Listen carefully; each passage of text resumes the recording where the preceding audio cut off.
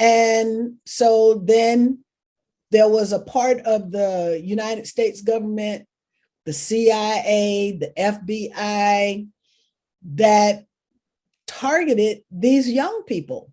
And that was called COINTELPRO against the New Left. The New Left. They were called the New Left because they wanted peace.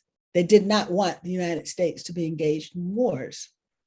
And then you had the Black people, and they were struggling for civil rights, so much so that the young idealistic whites joined with the Blacks and said, not only do we not want war, but we also don't want violations of civil rights. We want human dignity to exist in our country.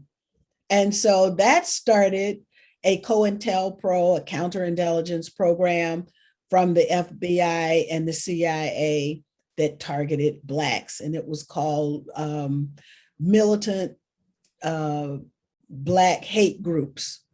So you had COINTELPRO against young whites who wanted peace, and you had COINTELPRO against Blacks who wanted dignity, self-determination and dignity.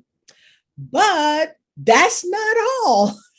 So then you had the white community, another part of the white community, so like the older whites, and they weren't so sold on this peace thing, and they weren't so sold on this integration and Blacks and whites living together and getting along with each other. They weren't sold on that. And so the FBI and the CIA joined together in a COINTELPRO against them too. And that was the COINTELPRO against extremist white groups. So there was a US government surveillance program that targeted every facet that could possibly resist the wielders of power at that moment and at that time. That resulted in some horrible things happening, because if you go through the pages of the thousands of pages, and I've read many of them, but you go through those pages and you see that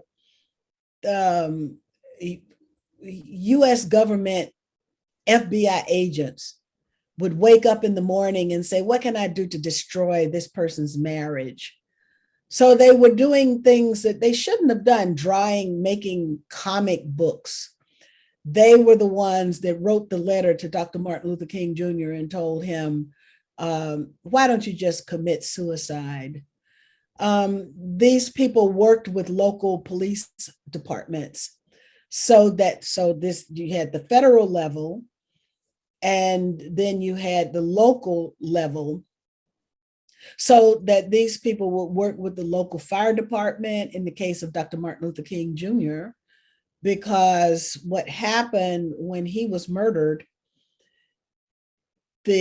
just across the street from that hotel or motel is a fire station. So you had to make sure there was nobody in the fire station, right? So the fire station had to be empty. In the case of the young Black Panthers who were targeted by the United States government, you have the example of Fred Hampton, who was murdered in his bed while he was asleep.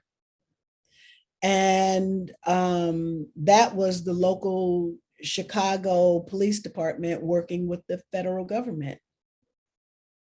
In the case of Dr. Martin Luther King Jr., the first person who touched his neck, there's a very famous picture of him lying on the balcony of the Lorraine Motel. And the first person who touched his neck was an operative at the CIA.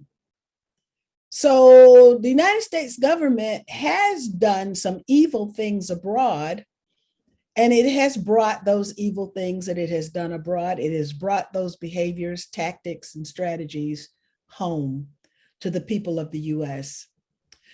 The Native American community I happened to do the research for a paper that I wrote about a Native American woman who was murdered.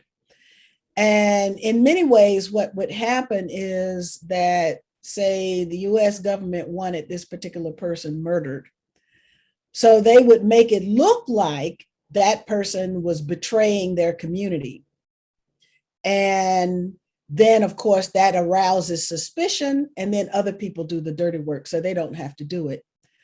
There are many ways in which COINTELPRO operated, but I would just recommend to the people who listen to this video to do the research and look at COINTELPRO, COINTELPRO, COINTELPRO. And when you look it up, you'll see thousands of pages, and you'll see where the United States government actually tried to assassinate foreign leaders, because that was a part of the study that was done by one very courageous senator. His name was Frank Church. And his papers, the papers from the special committee that was created to investigate these excesses of US intelligence, was known as the Frank Church Committee. And those papers delved into everything, and they're available to the public. So you can read exactly what the United States government did abroad. You can read what it tried to do to foreign leaders like Patrice Lumumba, like Fidel Castro. Those are all on the record. There's lots more that are not on the record.